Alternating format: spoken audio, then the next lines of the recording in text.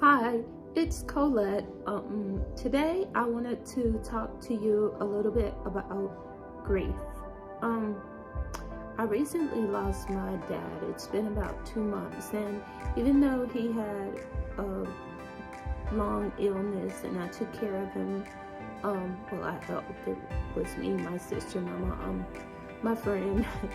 um, but I thought I would be prepared for his death. As a matter of fact, while he was alive, I was, in a sense, looking forward to it, thinking, okay, once he died, he'd be free of pain. To be absent from the body is to be present with the Lord.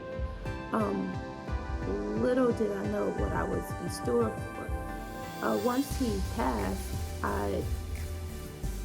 the relief didn't come. Like the grief, it wasn't for me, it wasn't the uncontrollable tears or that kind of thing. It was more so just feeling lost in a fog, so to speak.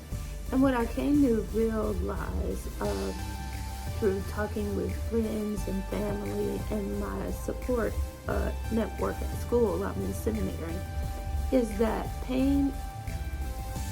grief can be pain, but grief is a very individual thing, and no two people grieve alike. One of the other things that I learned in my psychology class is about how the brain operates, and that grief really does have a reaction in our brain. Now, I believe that everybody constructs their own theology. No matter who you are, it's up to you. Like, your faith is an individual thing. It's personal to everybody. So I personally don't have a problem with science and God. I believe that God is science. And so to learn about the neurology of the brain, even magnified that belief, or it affirmed it for me. So let me tell you a little bit about the neurology of grief.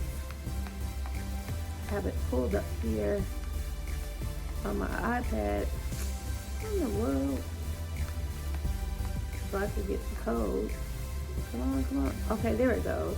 So, grief, the neurological aspects of grief, and I gotta take my glasses off to read my tablet.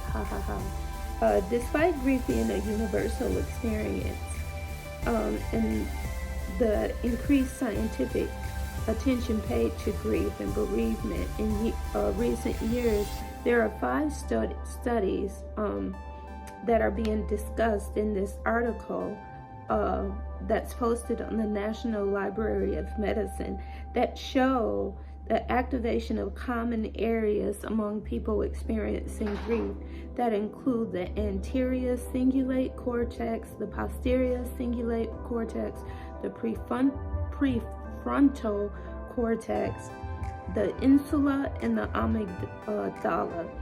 These findings indicate that there's a group of areas working together and responding to generate the symptomology of grief. So, because grief is a universal experience, it's essential that the necessary and effective support can be provided to people who experience grief, is the conclusion of the study. So grief really has a physical manifestation in our body. Like our brain reacts, which means that our physical bodies react to the grief.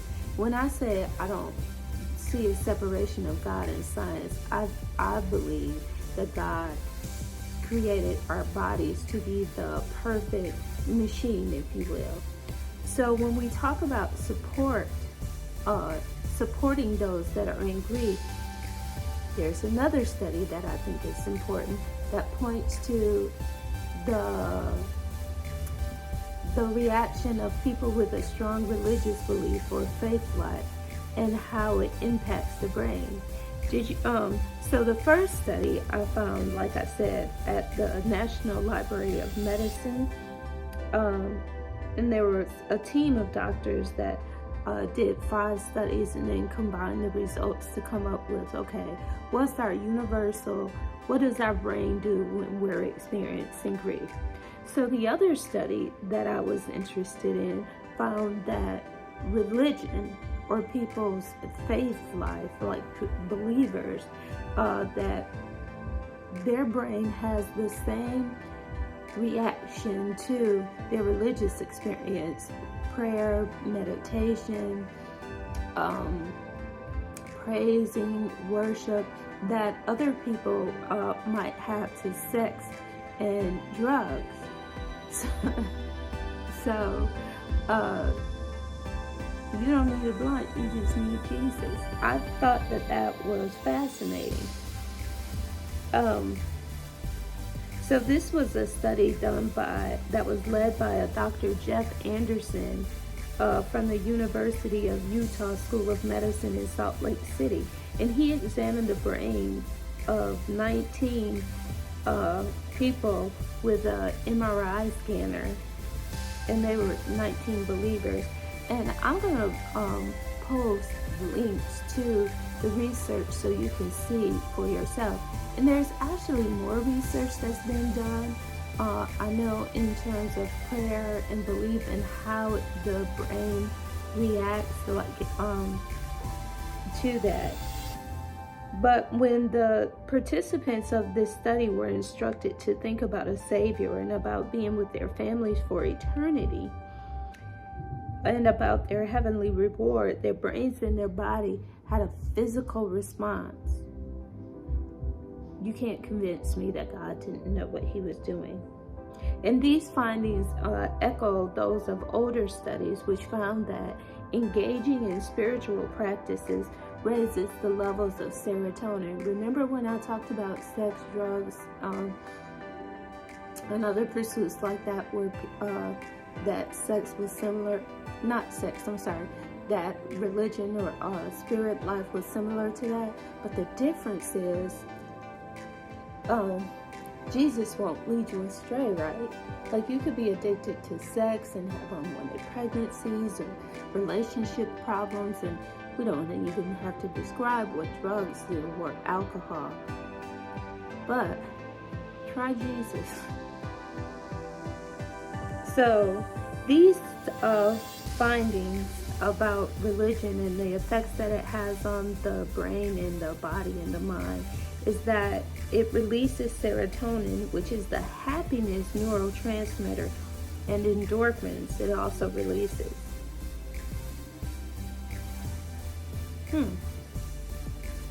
So out-of-body experiences are actually in your body,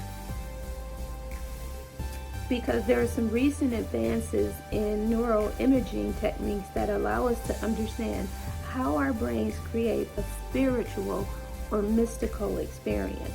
What causes that feeling that someone else is present in the room, or that we stepped outside our bodies into another dimension? I believe that it's real. So I don't think that I have to be intimidated by science. I think that understanding science just leads me to a closer relationship with God. How about you?